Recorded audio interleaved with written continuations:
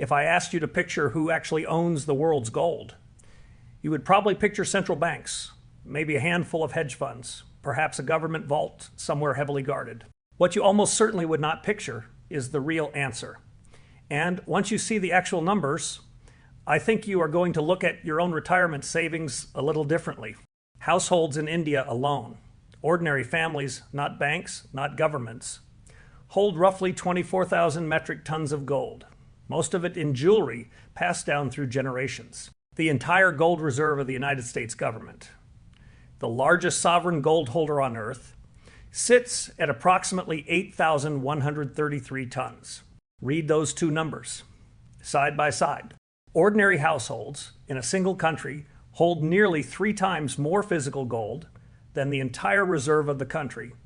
Everyone assumes dominates this market. I want to walk you through where the world's gold actually sits, because the real picture is stranger than almost anyone assumes.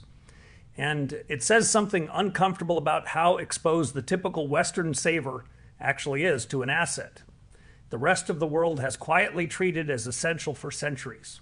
Here is the twist, and I am giving it to you immediately instead of making you wait.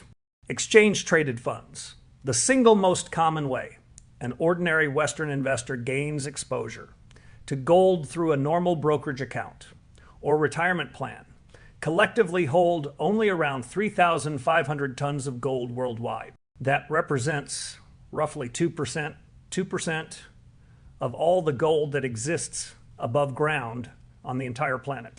If you are a typical saver in the United States, Canada, the United Kingdom, or Western Europe, and your only exposure to gold, if you have any at all, comes through a fund inside a retirement account, you are participating in a 2% slice of a much larger picture, while the overwhelming majority of the world's actual gold sits in places your typical financial plan was never built to touch at all. Before I go further, I want to know who is with me right now. Tell me in the comments where in the world you are watching from, and tell me honestly whether you had any real sense before this video of how small a share of global gold Western retail investors actually hold. I read these, and I promise you the pattern in the comments under a video like this always reveals just how invisible this entire picture has been to almost everyone outside a small circle of people who track it closely. Let me lay out the full breakdown, because it is more revealing laid out completely than compressed into a single surprising statistic. Central banks around the world collectively hold approximately 35,940 tons of gold in official reserves, more than a fifth of every ounce of gold ever mined in human history. The United States holds the largest single national reserve at roughly 8,133 tons, followed by Germany, Italy, France, and further down the list, Russia and China, both of which have been accumulating aggressively in recent years. But official reserves are only one piece of the picture. Private household gold, concentrated overwhelmingly in Asia, dwarfs what most Western investors ever consider when they picture who owns this metal. Indian households alone hold an estimated 24,000 tons, primarily as jewelry tied to weddings, religious festivals, and generational wealth transfer. A practice that has continued largely unbroken for roughly 2,500 years. Chinese households hold enormous quantities as well, alongside significant private holdings among wealthy families in the Middle East that predate their modern oil wealth entirely. Industrial applications embedded permanently in electronics and aerospace technology account for roughly 12% of all gold ever mined. Gold that has effectively left circulation forever. And sitting at the very bottom of this entire picture, the mechanism through which most Western retail investors actually gain exposure, exchange-traded funds, holds just 3,500 tons, a genuinely small sliver of the full global total. If you are finding this useful already, take a moment to like this video and subscribe, because the next part explains exactly why this imbalance exists, and it traces back to a difference in cultural experience with money that most Western savers have simply never had to think about. Here is the reason this gap exists. And it comes down to lived historical experience with currency itself. Households across large parts of Asia and the Middle East have, within living memory, experienced currency instability, hyperinflation, or sudden devaluation severe enough to wipe out savings held in paper form almost overnight. Gold, in that context, was never treated as a speculative investment. It was treated as the most basic, most trusted form of savings a family could hold, passed from parent to child specifically because paper currency and even bank deposits had, at some point in recent generational memory, proven that they could fail. The United States, by contrast, has enjoyed an unusually long stretch of relative currency stability and an entire financial industry built around stocks, bonds, and retirement accounts grew up specifically within that stability, with gold treated as a niche, almost eccentric alternative, rather than a basic household necessity. Neither approach is inherently wrong, but it means an entire generation of Western savers built their financial plans around an assumption of currency stability that a huge share of the rest of the world has never been able to take for granted. And that difference shows up directly in how differently gold gets treated as a percentage of an ordinary family's savings. There is a historical echo worth knowing here, because the United States itself once had a very different relationship with gold than it does today. For much of the country's history, the dollar was directly convertible into gold, and ordinary Americans held gold coins as a routine part of daily commerce, not as a specialty investment. That link was severed in stages across the 20th century, culminating in the early 1970s, and an entire generation grew up afterward with essentially no lived cultural memory of gold as an everyday form of money.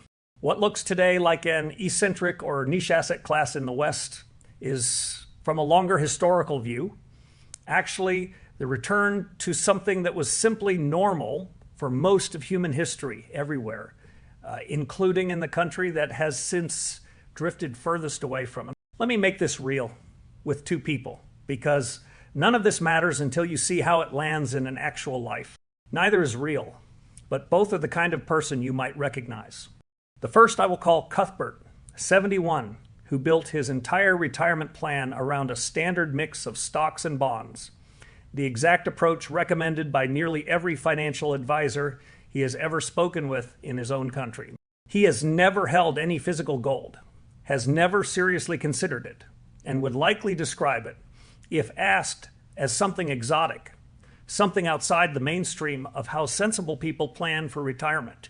Cuthbert's entire financial education took place entirely within a system that, without him ever noticing, was built around a historically unusual assumption that paper promises would simply keep holding their value indefinitely.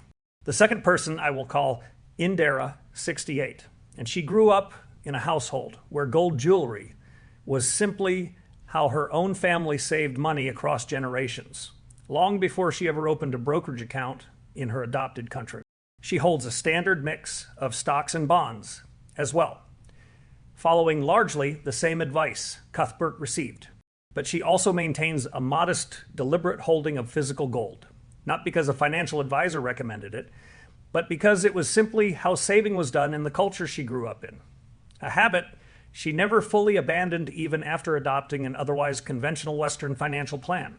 Cuthbert's entire approach to savings was shaped by one specific historical experience with currency. Indira's was shaped by a different one, and the difference in how much gold each of them actually holds traces directly back to which historical experience shaped their thinking, not to any difference in how careful or sophisticated either one of them actually is. The difference between them was never intelligence, and it was never wealth. It was that one of them inherited a savings tradition built entirely within a period of unusual currency stability, and one of them inherited a tradition built by families who had directly experienced what happens when that stability breaks. Now, why does this gap matter for you specifically?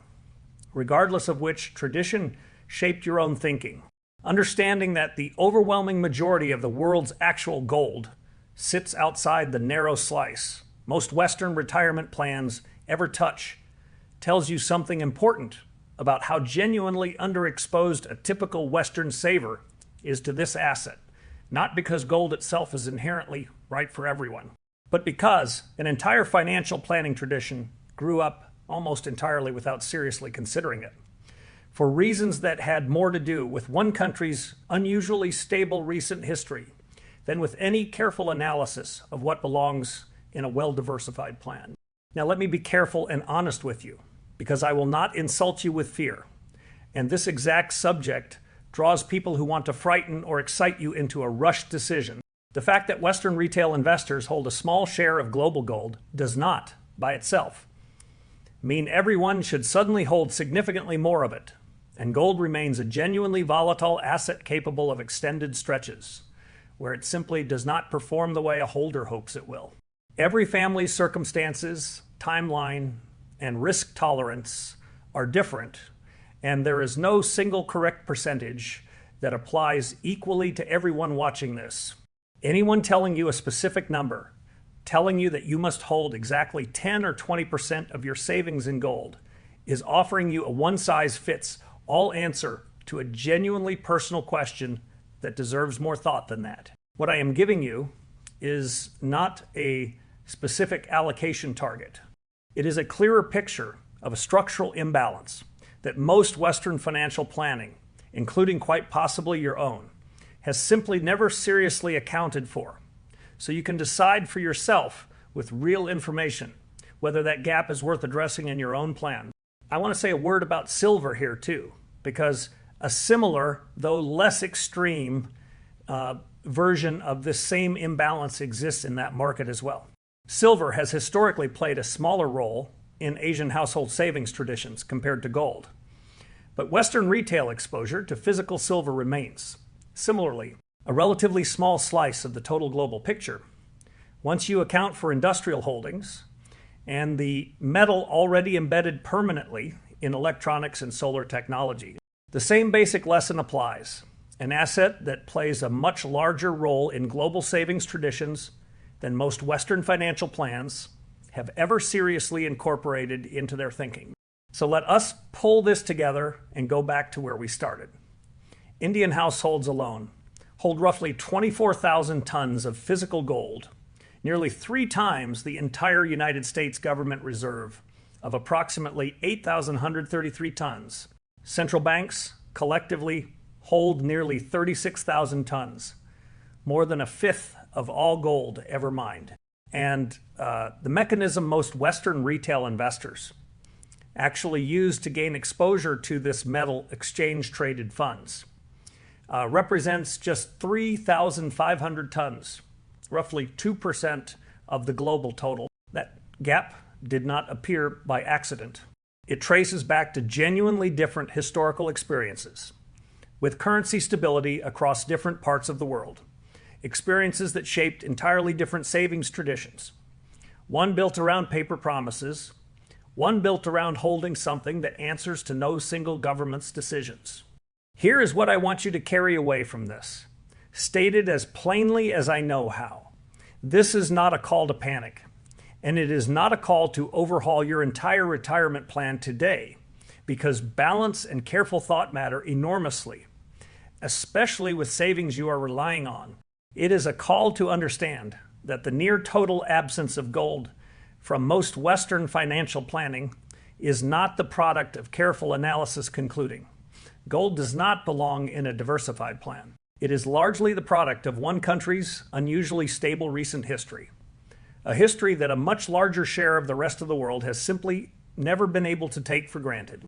Whether a modest, deliberate allocation to gold or silver belongs in your own plan depends entirely on your own circumstances, your own timeline, and your own comfort with volatility. And I am not here to tell you the number. I am here to make sure you understand exactly how small a share of this asset your typical financial plan was ever actually built. To include, do not let anyone use this gap to rush you into a costly decision today, because there will be people trying, and they get louder every time a statistic this striking gets attention. And do not dismiss it either. Telling yourself that how families in India or the Middle East choose to save could not possibly tell you anything useful about your own plan because you just watched exactly how differently an entire tradition of savings can look once you step outside the narrow slice most Western financial planning was ever built around.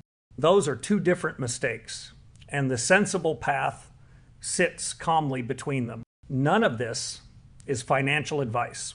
Every figure I have referenced, the size of central bank reserves, the estimated Indian household gold holdings, the total held in exchange-traded funds, comes directly from World Gold Council data and published research on global gold distribution. So you can verify every word of it yourself rather than take mine. I open by telling you that if you pictured who owns the world's gold, you probably pictured the wrong answer entirely. Now you understand exactly why ordinary households in Asia holding nearly 3 times what the largest government reserve on earth holds, and Western retail investors, through the primary tool most of them actually use, sitting on just 2% of the global total. So let me leave you with the question underneath all of it.